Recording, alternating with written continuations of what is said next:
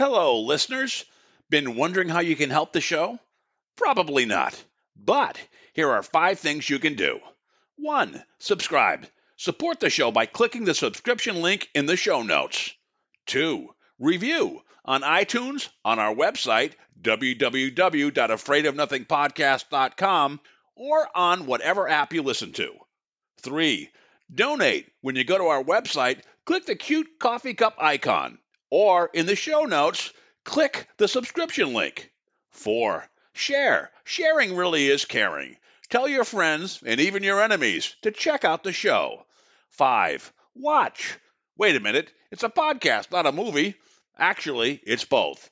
Check the show notes to find out where to watch the documentary. You can also rent it on Prime Video. That's it. Oh, one last thing. Enjoy this episode. We are at episode 30. Holy spicoli. Time flies in a crappy COVID year. But I can't mask, see what I did there? My enthusiasm as we drive to 15,000 episode downloads by Christmas. What a gift that'll be under my tree. So thank you, Atlanta, Dallas, Chicago, our top 3 listening cities. And thank you to Nuremberg, Bavaria, Jason Voorhees, New Jersey, and Hamburg. Is that redundant? Even though those last 3 only have 1 episode downloaded.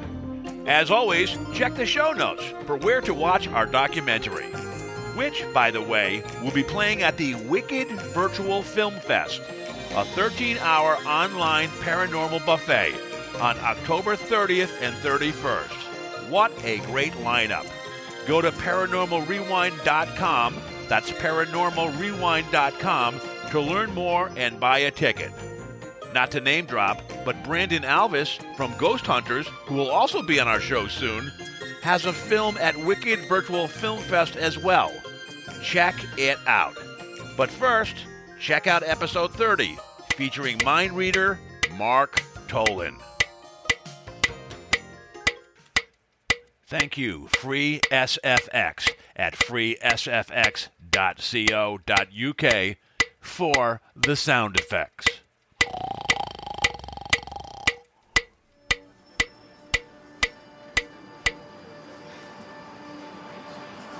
In a world where nothing is known, nothing is certain, reality is not real. Wake up! Be afraid of nothing. I'm Bob Heskey. Robert. The host with the ghost. This is my podcast, based on my paranormal documentary, Afraid of Nothing. Each episode, we talk to people who see life and the afterlife through a different lens. Join me. Who is this large man? And what's he doing in our bedroom? As we lift the veil and open our minds to see beyond our eyes lie. This is Afraid of Nothing.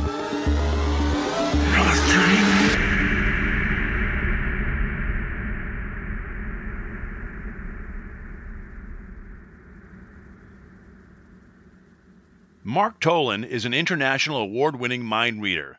His entertainment is the go-to choice for major corporate and college events around the world. Mark has been featured on ABC, CBS, NBC, Fox, WGN, NPR, SiriusXM, and WBEZ. In 2019, Mark was the artist in residence at the Chicago Magic Lounge and Liberty Magic, Pittsburgh, with his hit show Mind Reader. ABC called Mark the best we've ever seen, and Broadway World called it a standout performance of mind over matter. In 2018, Mark's critically acclaimed one-man show Mind Reader won the prestigious Chicago Theater Award for Best Special Event. In the same year, Mark's international Out of My Mind tour garnered praise across North America. The show won Best of Fest, Kansas City, a top 10 pick, Kansas City, and Outstanding Mentalism Performance, San Diego. Vue Weekly says, Mark Toland is sincerely funny, heartfelt, and keeps you in awe, and awarded the show 5 stars at the Edmonton International Fringe Festival. In 2017, Mark went on an international tour, performing sold-out shows around North America. The Mystery Tour earned praise and awards from New York City to San Diego. Mark has also correctly guessed the outcome of the NCAA men's basketball tournament, predicted the headlines of the Chicago Tribune, and bicycled through Chicago traffic completely blindfolded. Mark is also a 2-time TEDx speaker and was a featured performer at Disney World. Today, he performs hundreds of shows each year for exclusive events worldwide. All right, I'm here with Mark Toland, a mind reader, mentalist, and I think magician, too, we could throw in there, as well as entertainer. So, Mark, we're going to have a mano-a-mano, or should I say mindo-a-mindo conversation tonight. Welcome to the show. Sounds great. Yeah, thanks for having me. I found out about you through my boss, who is thinking of attending one of your virtual events. So I found out about you, checked your background. I was really intrigued. So happy to have you on the show. Yeah, thanks. Some of the basic questions, just to start it with, is what's the difference between being a mentalist and a mind reader? Or are they both one and the same? Well, it's a good question. So I think the world of magic is like, if you think of it as all one encompassing kind of circus tent, and then within that would be mentalist, which would be like a little section, like a ring of the circus or whatever you want to say, right? One little section over here. And then mind reader is within mentalist, right? So it's a little subset of magic, which I'm fine to be called a magician. My business card says mind reader, but it's all the same. I'm working in the mystery art. So a mind reader that I go by as my moniker specifically is just reading minds, theatrical mind reading under the guise of entertainment. So I am creating the appearance I can read minds, comedy clubs, theaters, you name it.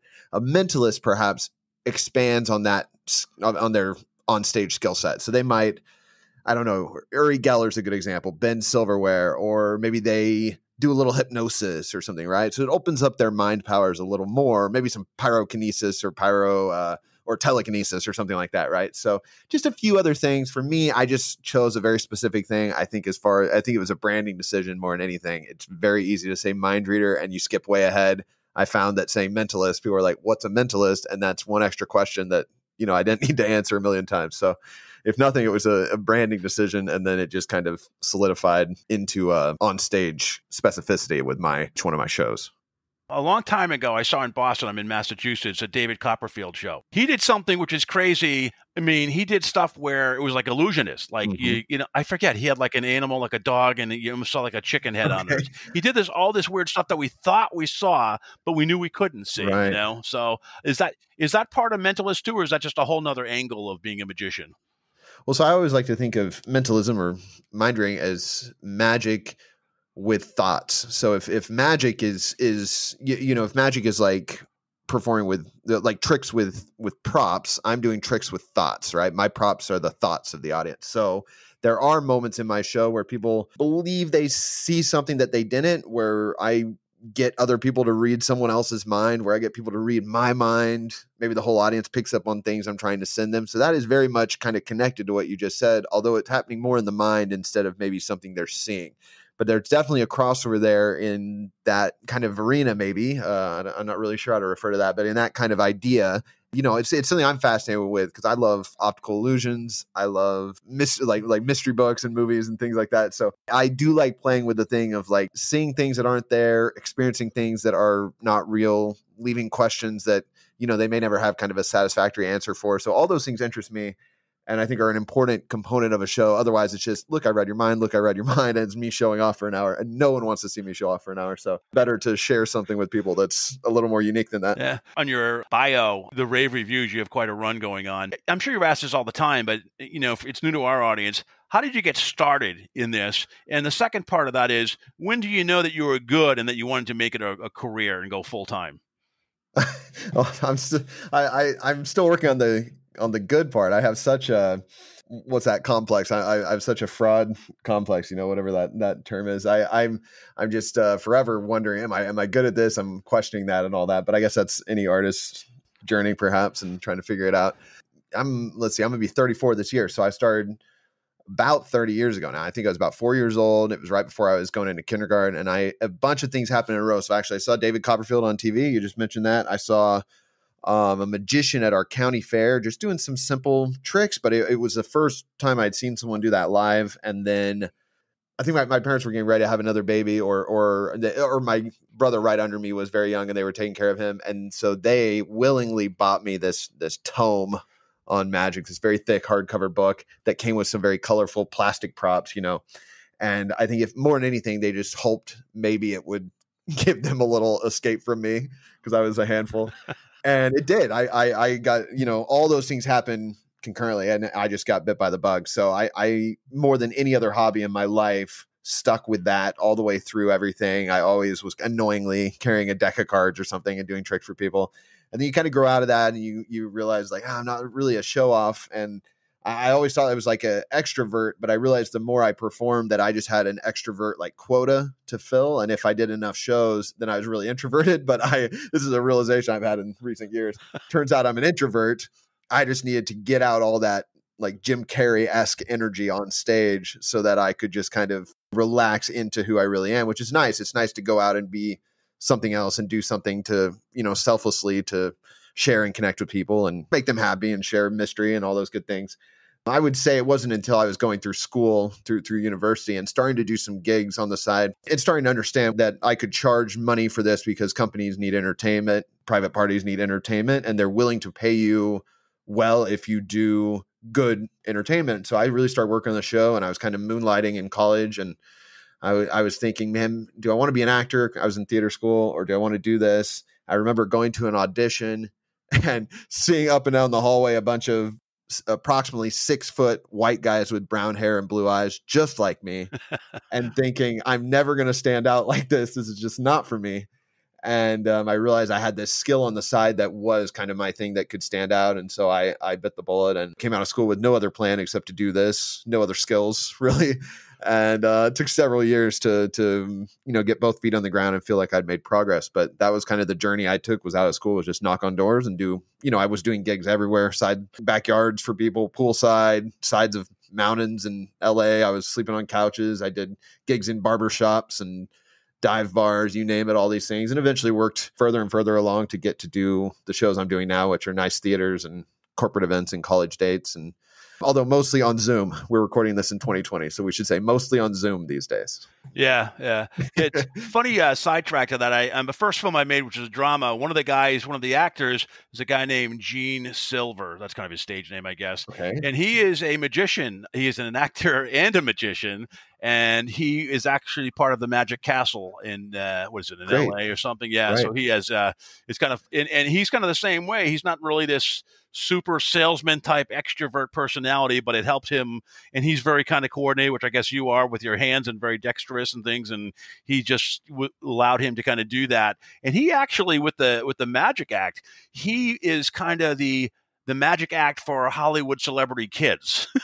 It's like a bunch of almost like Drew Carey. Yeah, like Drew Carey, Robert De Niro. It's a bunch of them that they hire him and he does shows for their kids for birthday parties. And he's also done some other stuff. So I just little sidetrack there, but it's interesting you mentioned that. It kind of reminded me of it. Oh, that's great. I went to theater school out at USC, at least for part of when I was in college. And I was a junior member of the Magic Castle. It's like a rite of passage. I'd read about it forever. I'm from the Midwest. Once I got out there, I was like, I got to audition for this. So when auditions open up, I went in, auditioned and got in, and spending time there, it's like you're walking the halls where all these people have walked. And obviously, if you perform there, you never know who's going to be in the audience because it's right there in the heart of Hollywood, right behind the Chinese theater. So, yep. It's a crazy cool place. And I think that's very funny because that guy you mentioned and other people, or even me, there's so many of us performing out there who aren't David Copperfield, but make a fine living and are doing all this thing behind the scenes. People may never hear of them, but they're entertaining celebrities' kids, or in my case, I do like a lot of stuff for Fortune 500. So I always like to think it's like an undercurrent of the entertainment world that people aren't even aware exists, but there's all these guys who make a great career performing and entertaining, and they may never be on Jimmy Fallon or, have the Netflix show or something, but they're fantastic. Some of the most amazing people you'd ever see. And many of them are at the Magic Castle like that. So. Yeah, it was great. After we did the film, I had him, I think 2 years. He came down for our holiday Christmas party and did magic, before this pandemic hit. So yeah, it was great. Now, you mentioned you attended USC, and then I think you transferred to Wichita State afterwards. But That's right. There's this story about you when you did some sort of card trick there, and there's still a relic of it hanging up on, I think, a ceiling in the USC bookstore. You want to tell us about that? Oh man, I don't know where you dug that up, but that's good. I used to do. There's a classic effect with cards, a classic trick with cards, card on ceiling, popularized by, I think maybe by a guy here in Chicago years and years ago, if I'm thinking right. I would know my history on this more, but I don't do really magic or card tricks anymore. But back when I was at USC, I was kind of doing a lot of crossword stuff. I was doing some mind reading, I'm doing some magic.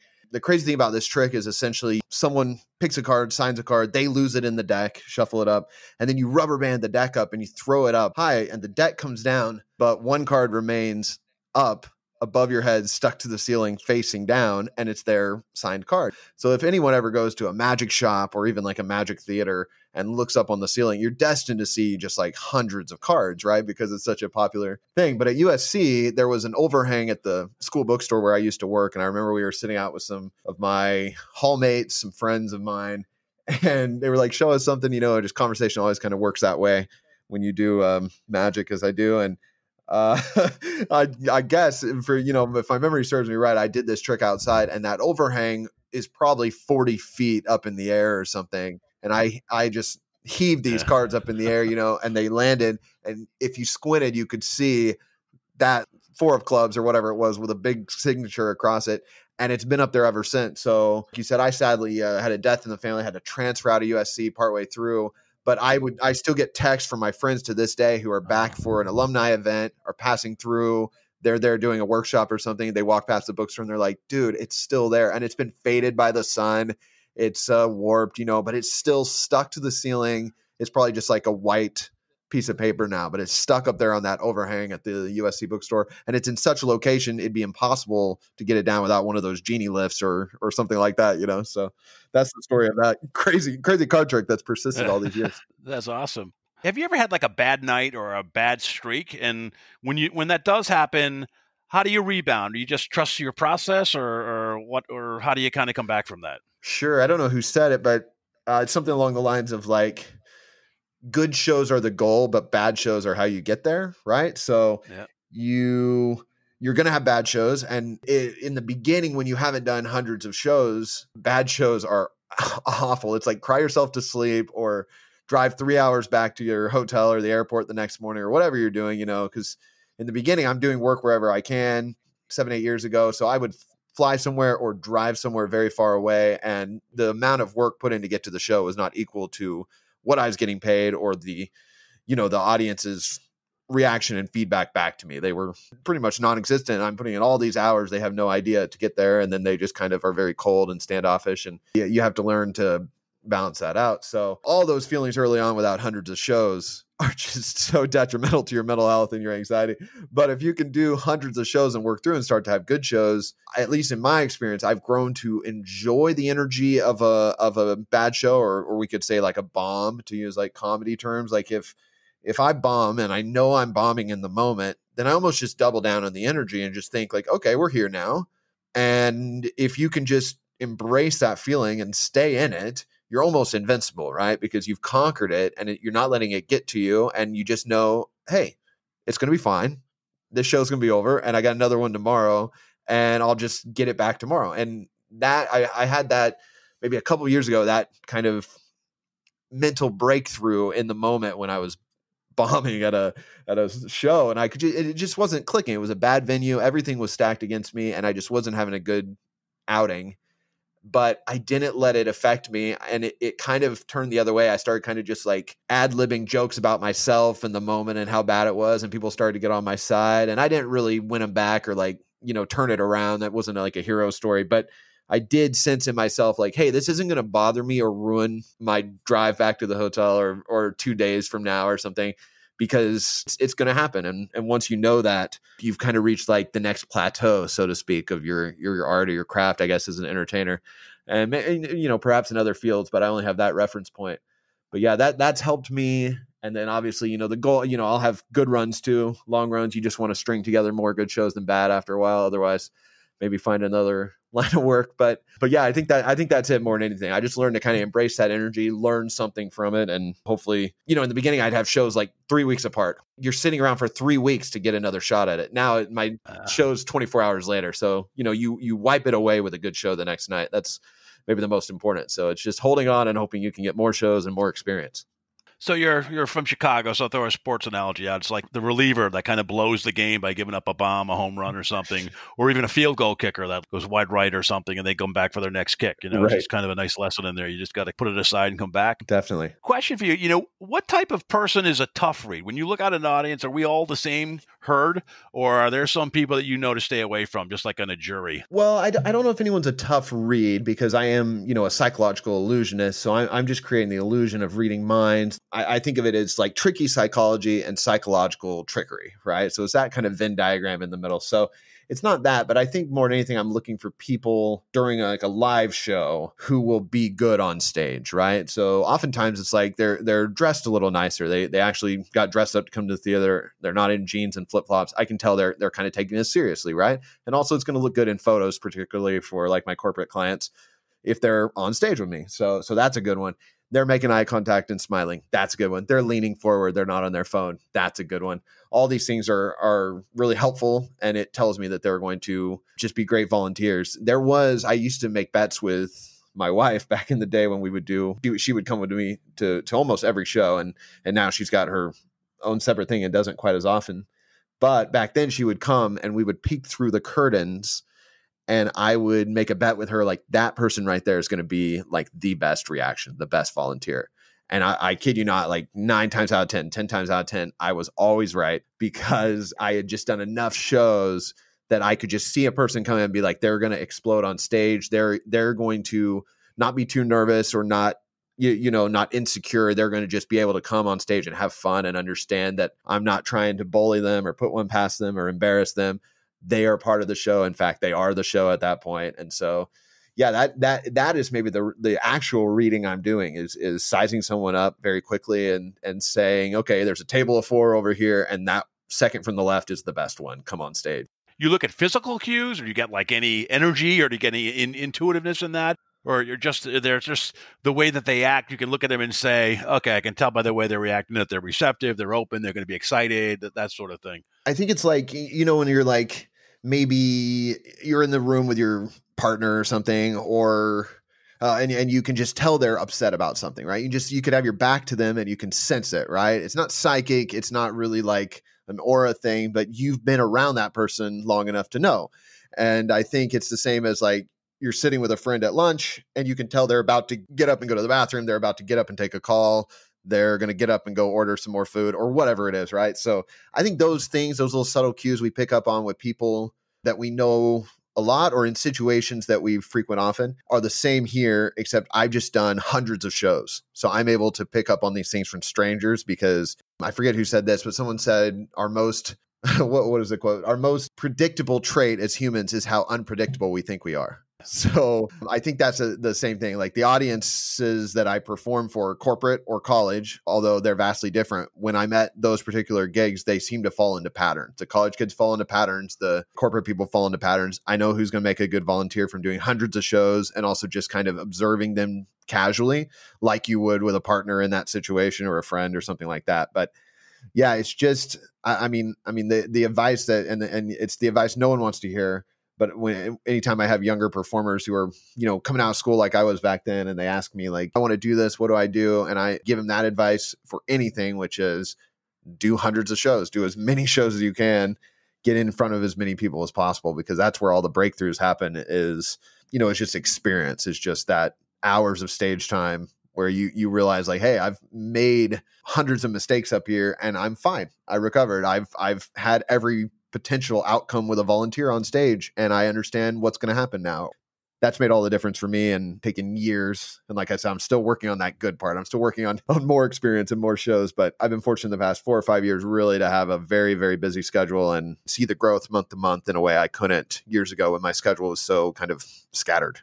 So is it fair to say when you do a show, the only thing that is random probably is the person that you pick, but you pretty much can control the outcome. So no matter who you pick, you're maybe you're not reading their mind per se, but you can, off of cues or whatever, you can control what the answer is and you have confidence in that. Because originally I was going to say, like, is there a person that's a tough read? Have you ever read a person's mind and you've gotten uncomfortable information? So it sounds like going into it, you'll pull people up on stage, but you kind of know the outcome before they come up on stage. Is that accurate or inaccurate? Kind of.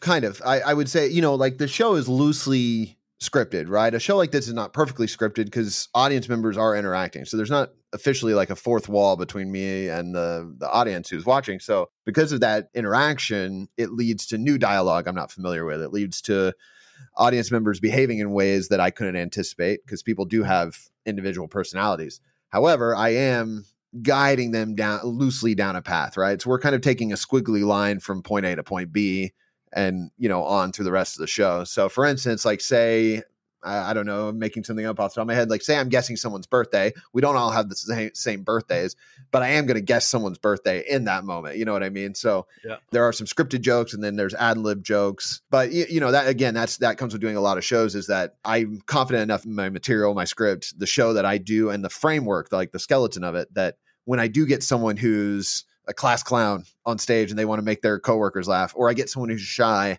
I can banter with them accordingly. I can meet them in the middle to make them comfortable on stage, or let them have some of the spotlight if I want, and not be worried that I'm going to get lost in my show or deviate too far from my script and not be able to get back. So those are the good things that come from doing a lot of shows. And those are the things that I think I enjoy most because it keeps it fresh. I'm not doing Shakespeare. I'm not doing a play that every line is the same and the audience passively watches it. They have to participate to make the show. So it does make it unique and fresh, even though it's, I'm hitting the mark, so to speak, every 5 minutes or 3 minutes or whatever. Yep. Hey, everybody. This is your paranormal podcast pal, Bob Heskey.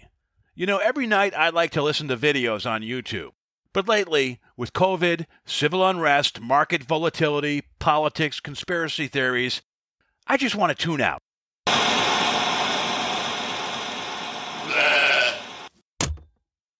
That's why I like Audible. What's Audible, you say? Audible is the leading provider of spoken word entertainment and audio books, including some great horror and paranormal titles like A Head Full of Ghosts by Paul Tremblay, If It Bleeds by Stephen King, and The Boatman's Daughter by Andy Davidson. This place is cursed. Each month, members get 1 credit to pick any title, plus 2 Audible originals from a monthly selection, access to daily news digests if you actually want to hear the news, as well as guided meditation programs. Hey, we all need a little Zen now and again. And Audible is oh so easy. You can download titles and listen offline, anytime, anywhere, on any device. The app is free and can be installed on your smartphone or tablet. You can even listen across devices without losing your spot. How cool is that? If you can't decide what to listen to, no problem. You can keep your credits for up to a year and binge on your favorite series later on. So, here's the rub.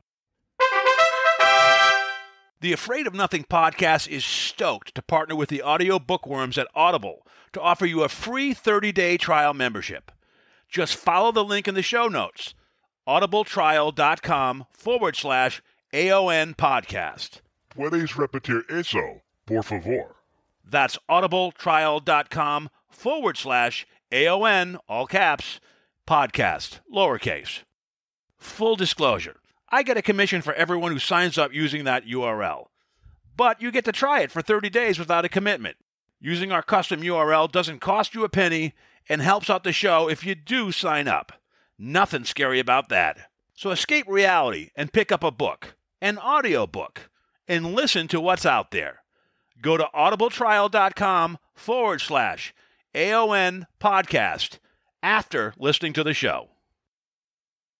Now, you mentioned magic, okay? What you do is magic. I mean, that's one of those kind of broad terms. Everybody may have a different definition of it. Could you explain in your mind what magic is, and what type of magic have you not mastered or explored that you would like to pursue at some point? Oh, interesting.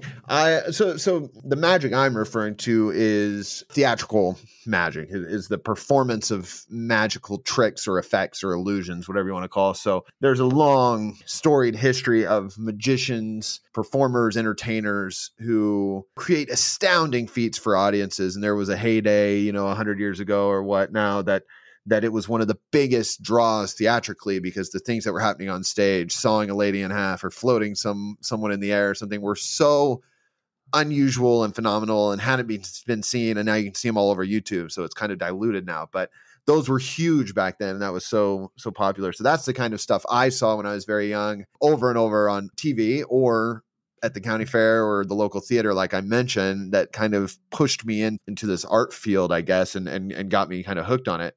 As far as, I'm really drawn to the psychological kinds of things. I'm kind of in a push lately to expand a little bit more from maybe off of mind reading into my main passion and my main love, I guess, is mystery, is the thought that we are at such a weird time in society right now where we kind of have all the answers. We have supercomputer in our pocket at all times. You can Google anything you want. And it's taken a lot of the joy out of it for me.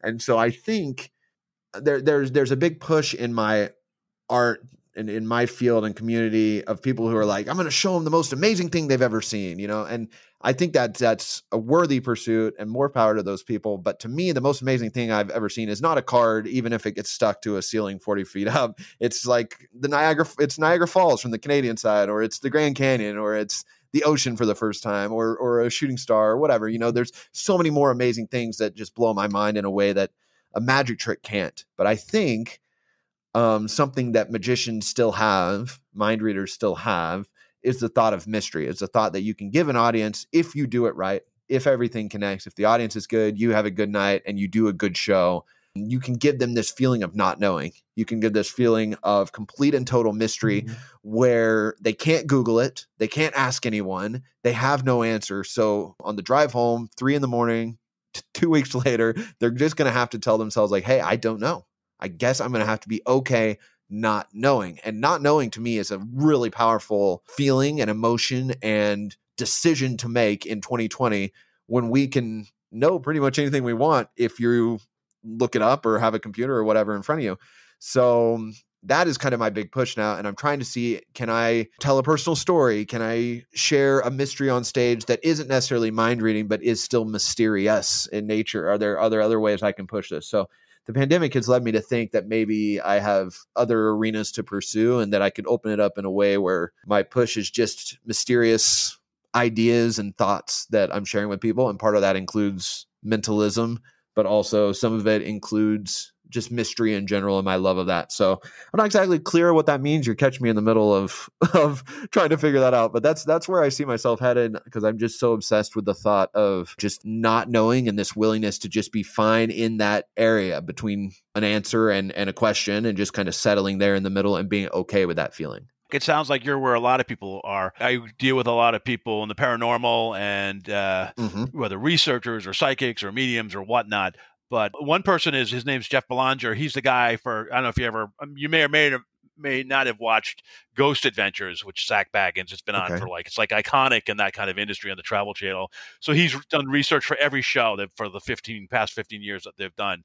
So now when they weren't filming, he's had to reinvent himself. And he does like this speakeasy where he, gets on and he has a guest and they share a drink and people listen to them have a conversation. Oh, and then he started doing that like 3-4 months ago.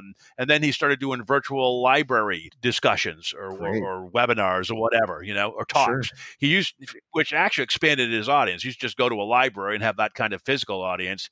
Now it's online and more people it's sponsored by that library, but people beyond that area in that room get to watch it. Right. That's the great thing about the virtual world. I've done 120 virtual shows since March or something. It's been absolutely insane. And I had no idea 6 months ago what Zoom was or that I could even do a virtual show, so it's a whole new world. But I find that for years, people have said, like, let me know when you're coming through town. Let me know when you are in our city. We want to come see you. And now suddenly I've sent out my mailing list several times. Hey, I'm doing a ticketed show virtually, 20 tickets available, and they go like crazy because all these people who have been dying for me to come to their city, suddenly I'm coming through, I'm in their home on their device and they can watch. So it's a cool format, and anti-technology as I am, sometimes I try to like stay off my phone and do all those things. It is a real gift to be able to connect with people in a positive way. I think that's different, in an interactive way. Like those talks sound very interactive, where they're actively sharing ideas, where people are tuning in for information. That's what I try to do in my show, is like make it participatory, where people are helping on screen. So they're not just doing the usual like Netflix or YouTube thing where they're just passively watching something. So yeah,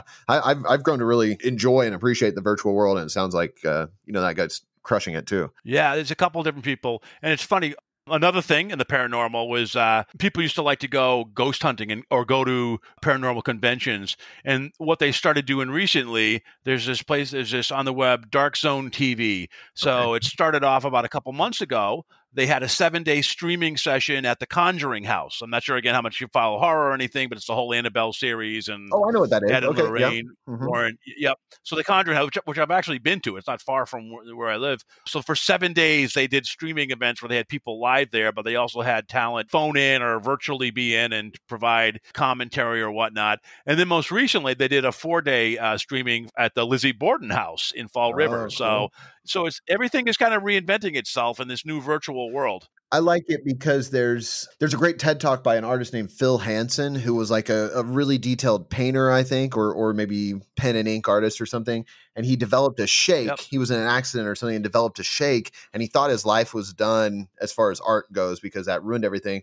But then he starts to embrace the shake, I think is the term he uses, and find other ways to do it. So he would like karate chop the canvas with his hands because he could control his hand that way. He did an entire painting with karate chops. And then once he did that, he expanded into other things. And I've been thinking of that, since March now, because what the pandemic has done is brilliantly limited people and forced us all to get creative again. Because, for years I've just been going around doing this show out of a bag and settling for what I had, and I'll work on this new thing later, and I'd put it off for 3 months or whatever. But suddenly I'm in this new world, and it's like, well, I can't just do the show I do on stage and broadcast it. I had to come up with a brand new show because what you do on Zoom or whatever you're doing is different from what I would do live when I can hand people things and do things. And so being boxed in, having those limitations, back up against the wall. What is this saying? The artist, when cornered, emerges. That's been incredible for me. And I honestly think, in all honesty, I think the show I'm doing on Zoom might be my favorite show I've ever done. Might be maybe my best show I've ever done. And it's on Zoom, which is wild. But I just feel like I don't have to worry about travel and the hotel. I don't have to book plane tickets. I just come in the room here and turn on the camera and go. Everything's set up. It's almost having like a Vegas residency or something, where my props are on stage ready to go. It's insane. So yeah, I like the limitations of this, and it almost makes me, it almost shows the importance, and it makes you wonder about self-imposed limitations outside of this. Like if you go back to normal times about like, okay, what are my limitations here? I can only travel with one bag. I don't want to check a bag. All right, what's the best show I can do? Or use stagehands and whatever. That's a limitation. Or I only read minds. So how do I do a 60-minute show with that or whatever, So that level of creativity has really lit my fire since March. And I like hearing those stories because it's fascinating what other artists are doing to not just do their thing on Zoom, but to literally embrace Zoom as a whole new medium and way of presenting talks and shows and entertainment. And yeah, we're so new in it that it's still so exciting. And I've been tuning in for a bunch of Fringe shows and things, and I'm just constantly inspired by that. Yeah, it's even on like the Travel Channel, which would be called the Paranormal Channel because that's all they have on it. But all their programming has been is people sending in videos of stuff, could be like a decade ago, of captured on tape. And then they just have people like me, which I'm not on the show, but I'd like to be eventually, comment on it, So it's, here's some footage that Mark Toland caught. Fun. Bob's saying. So it's that does look like Bigfoot, but yeah, see, it's like Masterpiece Theater for found footage or something. But they're being serious. They're not being like sarcastic. No, like those of course. But it's experts in a different way commentating to videos that are sent in. Yeah. Cool. So when you can't go out, you ask for videos and then you share those, and it's kind of like reality TV with some voiceover by some podcasters and stuff. So I want to ask you, because you mentioned the Zoom thing you're doing. What are some of the things that you're doing for corporations to entertain them? Because there's been a ton of webinars that now companies do because they push webinars left and right. And then they have these like full day kind of multi-day tracks now, and they throw in things like a magician or how to mix a drink or how to cook a meal or whatever. whatever. So what are some of the things that you're doing for businesses in this kind of new post-COVID reality? Yeah, for years I've been doing corporate entertainment really is my main source of income. So those are my clients and I'm used to traveling around and doing conferences and conventions and their employee banquets and things. But now since everything's moved online, they're having happy hours and employee recognition things and their monthly meetings or whatever. And so I am getting booked to come in and entertain for those. And I'll do anywhere from, I think I've done as short as maybe 10 or 15 minutes all the way up to an hour. And so it is essentially a mind reading show that I have designed for Zoom. It's mostly on Zoom to be as engaging and interactive as possible. So I'm trying to involve as many people during the show as I can. I'm trying to do the most amazing stuff I can. I think it's really interesting because the mind reading I usually do, the theatrical stuff in a comedy club or one of those banquets or something where I'm in person, it's good. And I think I do good shows and I get good reviews and things. But they're seeing me outside of territory that they're used to. They don't live at that comedy club. They don't frequent that banquet hall often. So it's not quite as connecting. If you go see a magician in a theater now, it's amazing. But, you're like, okay, is there a trap door there? Are there wires? Or there's a mirror and smoke? People have all these crazy theories because they understand it's happening on their turf. Or even if you see David Blaine on TV, you're like, yeah, but it's on camera. Can he do that if I was there, right? But I think there is something very alarming, something very startling about doing a show on Zoom, about telling someone like, hey, go and grab a pencil and paper, write this down, and then hold it up and let's see. And they literally are in their house using their objects, whatever they have on their desk or stuff from around the home. And I'm reading their mind there. And it's intrusive and mind-blowing and wildly entertaining because the reactions are so real. They're wearing what they've worn all day. They didn't come to the theater. They don't have pants on. They're on Zoom. I don't know. They're freaking out, right? And it's so fun because they are not out of their usual environment. They are in their usual environment. And then I get to just kind of like almost reach through the screen as best I can and amaze them like that. So all these corporate people are really into it, I've found. And then I'm doing college shows as well, and they're very into it too. But what it is a show designed to be on Zoom, be as amazing and entertaining as possible. And I do a lot of customization for corporate clients too. That's part of it is I'll write like a script for them or a presentation for the live show. And I've done some of that through Zoom as well, where I can tie in their logo or their hashtag or whatever and use that to be part of the show, which is super compelling as well. So those are all things I'm still exploring in this format that I've been doing it for years, over a decade full time, on stage and at live events, and now 5 months in the online world. So still exploring and learning, but yeah, it's all it is. It's just about connection. And hopefully it's almost like grabbing people by the shoulders and being like, wake up, I want to show you something amazing, and snap them out of their routine. So yeah, I quite enjoy that. I quite enjoy seeing a banker or an attorney or a marketer freak out on camera in a way they're not used to doing because they've seen something amazing after being in a meeting all day long. That's awesome. Let's throw out a plug. If someone was looking to invite you to their all hands meeting, to do 15 minutes or a half an hour, or to their sales roundtable or something, how do they connect with you? Oh, sure. I'm marktoland.com. So MarkToland.com. Everything happens through there.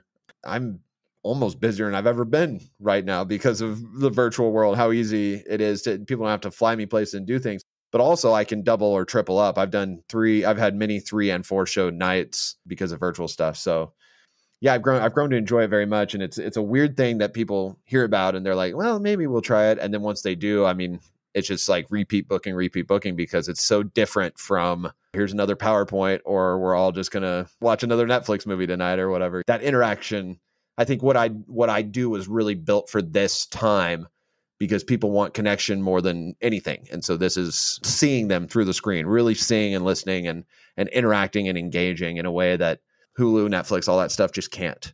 Your website is a good-looking website. I think very well set up. Thanks. And if I recall, I think it does have some sample. It has some videos where people could get a flavor for. There's certainly testimonials about you on it that are very impressive. But I think there are some videos on there where they can get a flavor of you in action too, as well. Correct? Oh yeah. There's a whole. There's many clips from the virtual stuff as well as the live stuff. Some of my TV appearances and whatnot. Soon to be this podcast episode on there. Yeah, awesome. And and actually, I do put these out pretty quick, by the way. we talked offline, and look, you have a degree of like reading people, and there's a certain degree of skepticism, probably well-founded in paranormal and the supernatural, because there is quite a bit of fraud and misleading going on in the business, right? Sure. And it's kind of reminds me of like Houdini, right? Because Harry Houdini, back like, his time was like right after World War I and the Spanish flu. So there's like 36 million people died, right, around that time. Right. And then spiritualism was really having a renaissance, Right. and the Ouija board and all that stuff. And there's this famous story about Harry Houdini going to Boston and debunking this woman named Mina Crendon or something like that, called Marjorie or whatever. And like apparently Scientific American, this whole panel was ready to hand her a check, and he felt he debunked her. He thought she was very clever. Right. And then they had this whole type of internal debate where they weren't sure, they wanted to publicly debunk her. And this kind of spirit she apparently talked to, called Howard or whatever he's called, said that Houdini was going to die before Halloween. And actually he died on Halloween, I think, if I recall correctly. He was punched in the stomach and he didn't, whatever. So he called her out, but at the end they kind of had the last laugh, if you call that a last laugh. So, but anyways, you kind of as well have had, I mean, you had this on one of your TEDx talks called Honest Lies. You talked about in an airport where you met a woman who claimed to be a psychic and how you debunked that. So just share us some of your experiences and some of your skepticism dealing with people who call themselves psychics and how you debunk that. Doing what I do, you meet people kind of from the spectrum of doing it, right? Hobbyists all the way up to people who say they have psychic gifts or anything in between. Knowing what I know about it and having spent nearly almost 30 years now working and learning and researching and understanding and performing and really getting into it, you're kind of in a quandary, because the goal of what you do is to leave people with no answers and leave people with no explanation. And for some reason, when people see David Copperfield fly, it's like, wow, that was absolutely amazing. But I don't think anyone leaves there thinking that Copperfield's going to fly home to his mansion after the show, Whereas I don't know if this is like the last frontier of magic that has this, but I think when you do mentalism, when you read minds, there is a decently sized section of the audience who really buys into it or thinks you can do that or believes it part way or something. So it'd be very easy as a performer in the mystery arts who does mind reading like I do to double down, to take ownership of those powers, to play a role, right? And I think my personal opinion is people like John Edward, people like Long Island Medium, people like that, that's what they're doing. They have found a skill that they're good at, and they have chosen to frame it as supernatural powers instead of tricks like I have, although I believe they're doing tricks. And I think that is immoral. I think that is abhorrent. I think that is kind of repulsive and gross. There's a million stories out there. New York Times recently had a great article about a psychic that swindled someone out of over $100,000 or something. And this poor person just needed information about a will that a relative who passed had left, and they couldn't find it. And this person just dangled the carrot and led them on and took all their money and then closed their shop and left, and completely fraudulent. Now, whether or not there are real psychics out there, I mean, I would love to meet a real psychic. I'd be out of a job, but if there was, surely they'd be winning the lottery, or it'd be scientifically proven at this point or something. It hasn't been. So I don't know if that exists. I have yet in my personal experience to meet one, and I've probably spoken with 3 or 4 dozens. This one in the airport was one of many examples. And essentially it was a lady I met in a very early, walk through an airport on the way to an event. And she told me she was clairvoyant. She asked me what I did in passing. She stopped me, and she was very charming and friendly, but she kind of stopped me and made conversation. And I'm from the Midwest, so I'm very friendly. So we're chatting, and she lets on that she's clairvoyant, and then she can tell I don't believe. So she starts to say all these things about me. And for a split second, I was kind of blown away, because she knew my birthday and she knew my wife's name and some of these things. And then I was able to pull myself out of that exchange and think about it and realize that I had just rented a car, and I had to give my birthday to the counter there. They had asked for my birthday, I was younger at the time, so you have to be a certain age to rent a car, right? So I had to give my birthday. And then I was also talking to my wife on the phone in line as I was renting a car, and said her name. And so this lady basically eavesdropped and regurgitated it like one of those 80s evangelical leaders who have an earpiece in, Peter Popoff or something, had basically done the same thing and tried to convince me she was real.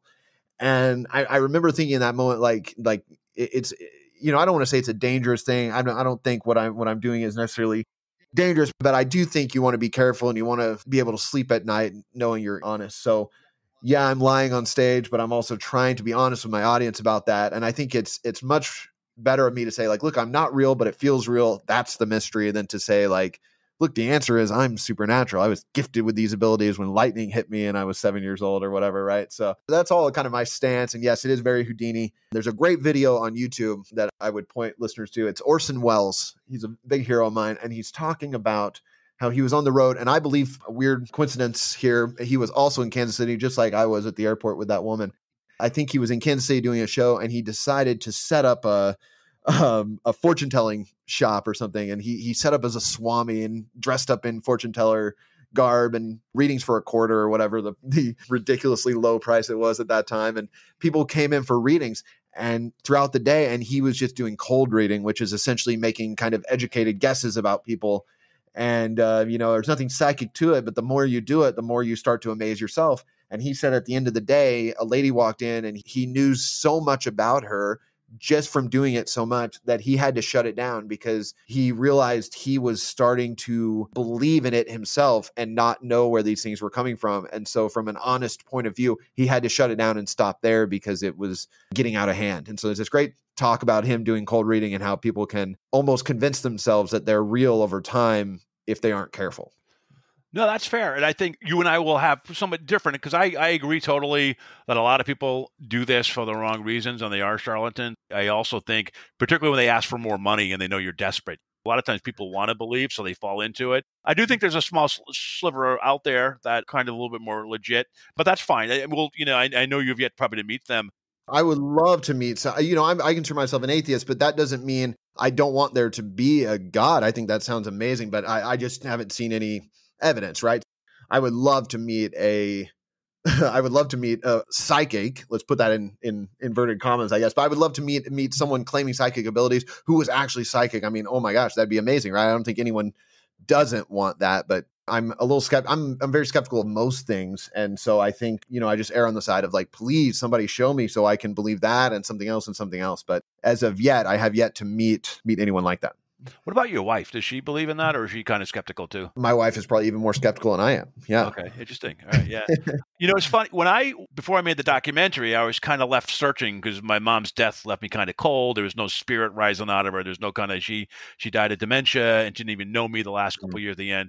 So I was then hence I made this movie and I thought I'd look through other people's lenses. And I had always considered myself having tunnel vision. And there were some strange things that happened to me during the making of it and afterwards that it wasn't a psychic reading. It was like an EVP, like something coming on the radio in my car after I've been to a couple haunted places, theoretically, some voices that literally came out. Is this freaky?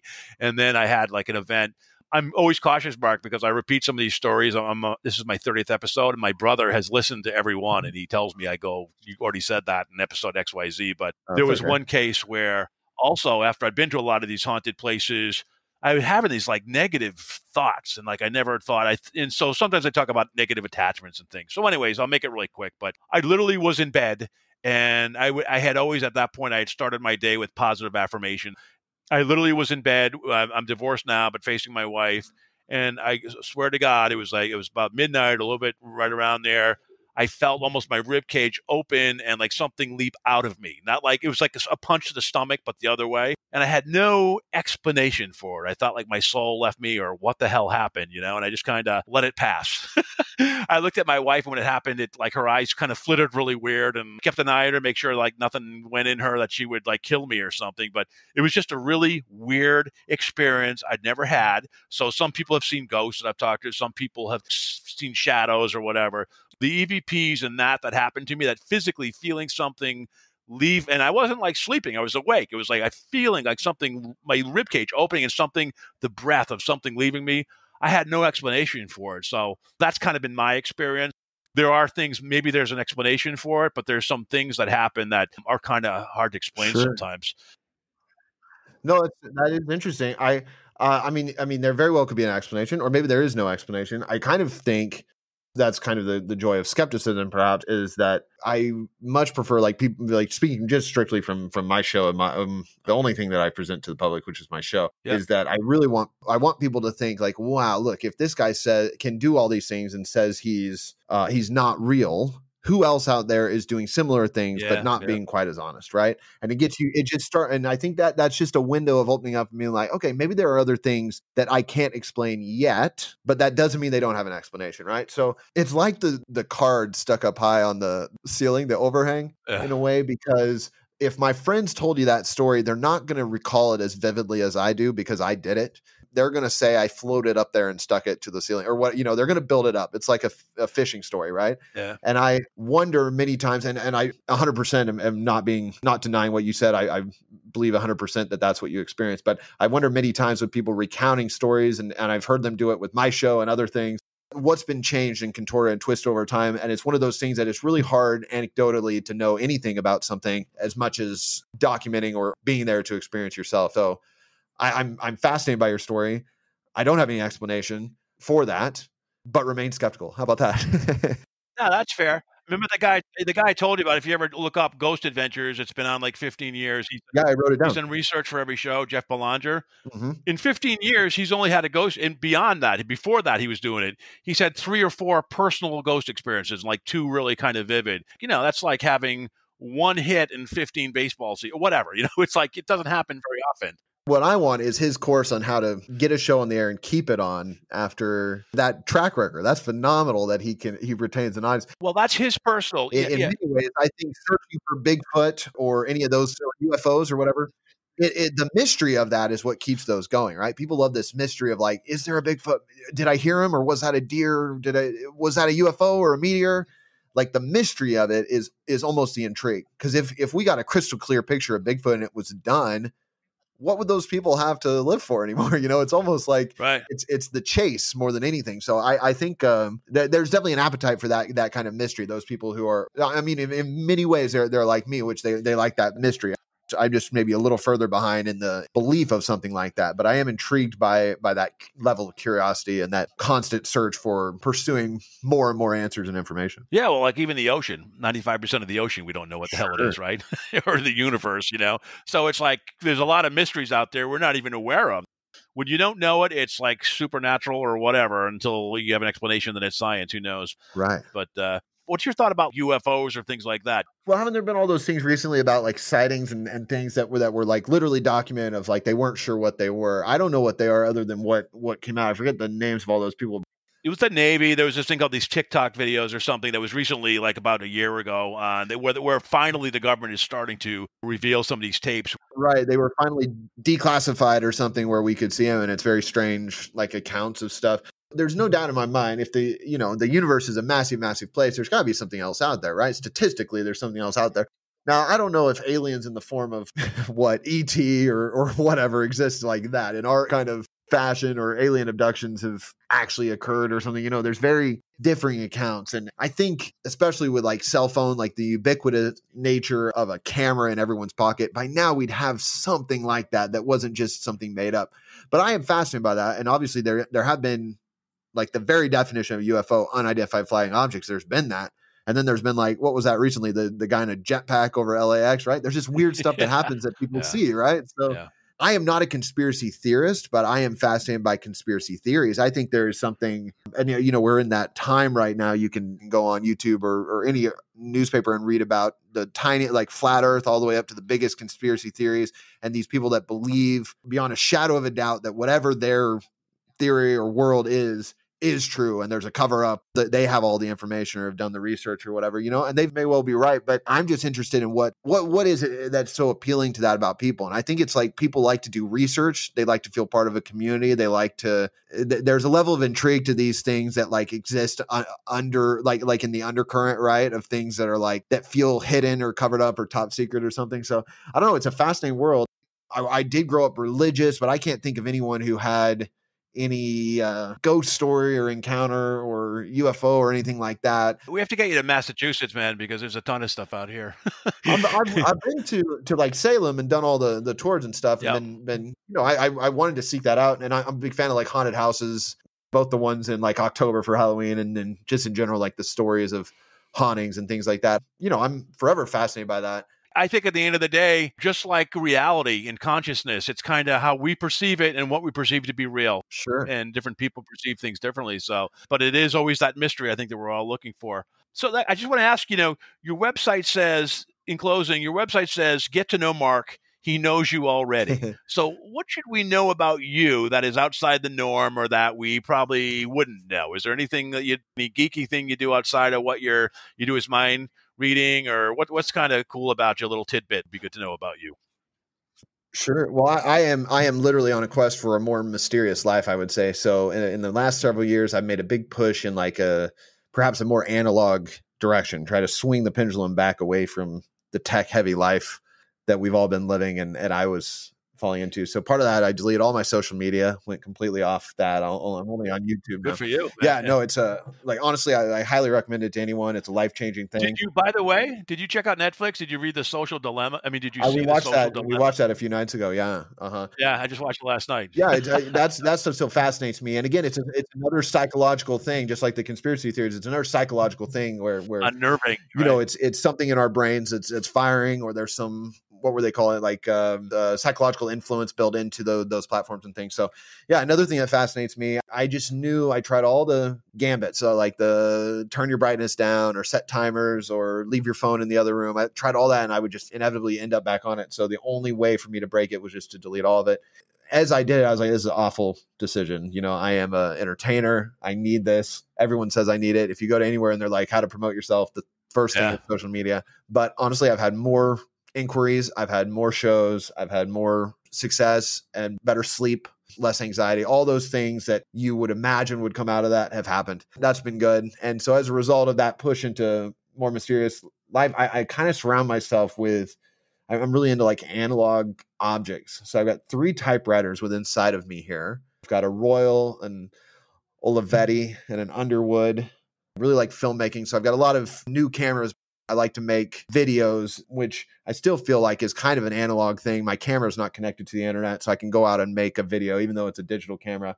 But I also have, and the newest addition to this collection is a Super 8 camera, which I absolutely adore. So I love taking that. You get very weird looks in the park when you're shooting Super 8, but there is a very mysterious quality to Super 8 that I love, which is I can't flip out the screen and redo it. I just have to trust that it's good. It's much like a disposable camera of 15 years ago or something. And I love that ephemeral quality that it brings, and the fact that you just send the film off and you hope for the best. And there's something magical about that. So that is what I'm on a quest for, is to capture those things in my life, find more of that. Sounds like you should do a documentary yourself about maybe that quest, because I just did a documentary, Afraid of Nothing. Right. It's a good idea. The pandemic has me thinking that my wife and I have lived in Chicago about a decade now, and we really have wondered, like, why are we here right now? Nothing's open. We're still paying top price, property tax and parking and all the stuff that comes with city. The reason you move to the city, if you're like in the world we're in, my wife is also a self-employed artist. If you're in that world, you either move to the city for the amenities of the city, the food and the culture and access and airports and all that, or the opportunity, or maybe both. And so there's people who've grown up here, lived here their whole life, or maybe they have like a desk job downtown, and that's a different reason to move to the city. But as far as my world and show business, I really have to wonder why I'm here. I'm not performing at any theater, so there goes the opportunity, and nothing's open. It's not fun to go to a restaurant and wear a mask. It's not, I'm not going to buy a timed entry ticket to the museum. There's no spontaneity or fun. Everywhere is just either super crowded, like because they've shut down a lot of the parks, so everyone just goes to the ones that are open, or everything's very dead. And so, I'm wondering why. I think in that ever continuing quest for mystery, I think we're headed off grid, honestly. If we have this conversation in 2 years, it might be from the mountains, from the woods or something. I feel like I either want to be in the middle of everything or the middle of nowhere. Yeah, you're not alone. A lot of people. I mean, I just talked to a futurist recently, and he talked about one of the trends he saw was the death of the cities, and people are moving out of New York, and they're moving out of the offices for the exact same reasons you mentioned. So there's going to be a huge migration and transformation of where geographically where people live. Yeah, So I believe it. cool. Hey, I'm going to wrap it up, but thank you so much. I appreciate it. I would like to close by one more plug about any upcoming shows or where people could check you out, or Sure. your website again, or your blog. So just tell us where we can find out anything and everything about Mark Toland. Yeah, so I write a daily blog on my website, which is marktoland.com. It's kind of a behind the scenes look at life as a performer, and sprinkled in with some anecdotes about mystery and kind of just my general love of arts and creativity. So people that read it seem to enjoy it. I have pretty, a moderately sized dedicated readership there and enjoy doing that. It all happens on my website because I don't have social media, but I have a mailing list that people can join to find out about shows. And right now I'm sending every month or every other month, depending on the schedule, I'm sending out only to the readers of that mailing list a ticketed night of virtual mind reading. So if people are looking for fun stuff to do at home and their company's not bringing me to their company show, there's another way they can do it, but it's only on my mailing list just to differentiate and give those people it's kind of just thanking those people for their support over the years. So that's where people can stay up on things. And what was the blogs? What was the website for the blog again? Oh yeah, it's my site. It's marktoland.com. Okay. It's there's a tab called Thoughts, and I post I try to post every day and just keep that going because I enjoy writing and yet another analog activity and output for my creativity and just these constant thoughts I'm having about things. Excellent. Well, thank you so much, Mark. I really appreciate it. And I look forward to connecting you with maybe some people in the future and maybe change your mind a little bit on some things or hopefully help you find the mystery that you seek to find. I am open-minded and would love nothing more. Hey, I really appreciate you having me. Can't thank you enough. Thank you.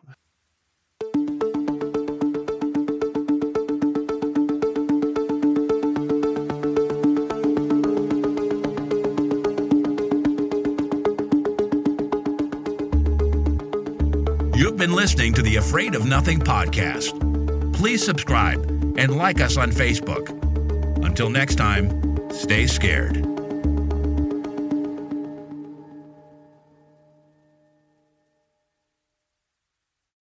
Hey, you're still here? Great. Then why not listen to another episode? Visit afraidofnothingpodcast.com to peruse all the shows. That's afraidofnothingpodcast.com. And while you're there, click the coffee cup icon to buy me a coffee and leave a review. I'll give you a shout out in an upcoming episode, and the world will know how swell you are.